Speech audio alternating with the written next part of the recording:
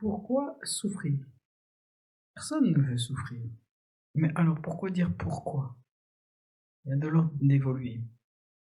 Si on prend une image très simple, un enfant va tomber, va se faire mal et va souffrir pour apprendre à marcher. Malheureusement, pour apprendre à évoluer, à devenir adulte, nous avons vraiment la nécessité de souffrir tout ce qui n'est pas correct à l'intérieur de nous. Et ce qui n'est pas correct, c'est les différents programmes, apprentissages et autres qui nous ont fait croire que nous devions être d'une telle manière ou d'une autre manière. Alors la souffrance nous oblige à revenir à l'intérieur de nous pour remarquer qu'on est conditionné et ces conditionnements doivent être défaits. Et donc la nécessité alors, c'est de voir sur quoi ils doivent être défaits. Par exemple, attendre un amour est cause de souffrance. Donc ça veut dire qu'il ne faut pas attendre. Et donc il faut souffrir pour remarquer qu'on ne doit pas attendre. Exactement.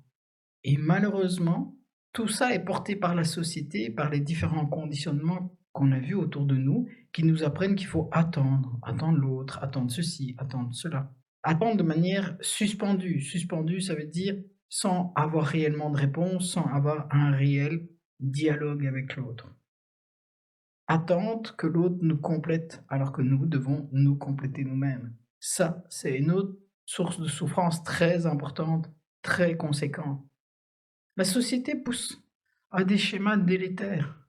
Ce sont des comportements qui ne sont pas du tout appropriés à la réalité humaine. La réalité humaine étant complètement de pouvoir vivre en symbiose avec soi-même et avec l'autre.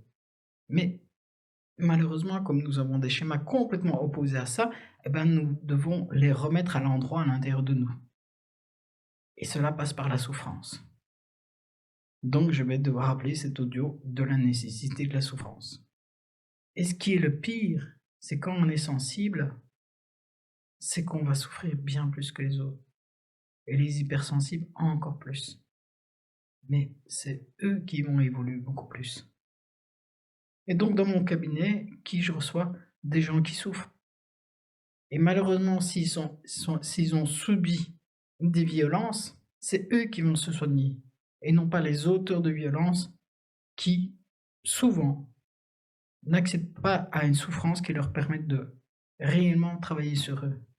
Car c'est ça la souffrance, c'est qu'on va travailler sur soi, on va se remettre en question, on va voir que ce n'est pas possible. Et la saturation dans la souffrance va conduire effectivement parfois à des extrêmes. Mais ce n'est pas cela, ce n'est pas aller dans les extrêmes, c'est apprendre à s'équilibrer, à revenir à la raison gardée. Ça veut dire voir ce qui est nécessaire pour soi, ce qu'il nous faut profondément pour nous équilibrer. Nous harmoniser demande effectivement que nous nous réapproprions ce qu'il nous faut à nous-mêmes et non pas ce que la société nous dit ou bien les autres personnes. C'est un long dialogue avec soi-même. C'est pour ça que j'ai fait l'autre audio avant qui s'appelle la nécessité du dialogue. Et ici, malheureusement, ça s'appelle la nécessité de la souffrance. Car quand on est dedans, et c'est pour ça que je dis malheureusement, il n'y a rien qui est agréable, il n'y a rien qui est tenable. Souffrir, c'est intenable. Mais c'est dans l'intenable qu'on évolue. Et à un moment, quand on a tellement évolué, on n'a même plus besoin de souffrance. Mais on est très très fin pour savoir ce qu'il nous faut et être dans l'harmonie de nous-mêmes.